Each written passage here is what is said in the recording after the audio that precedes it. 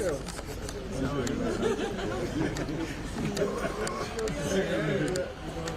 open the door if you can do a favor for me.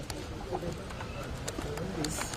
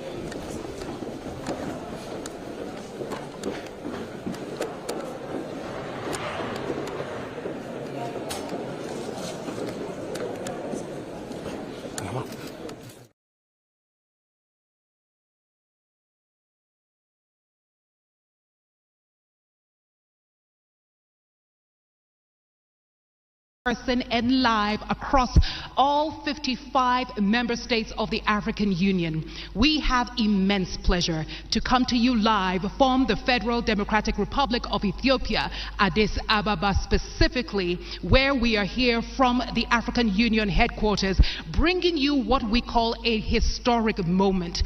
3 esteemed candidates, each vying for the position of chairperson of the African Union, will debate tonight in front of the world, and indeed historic it is.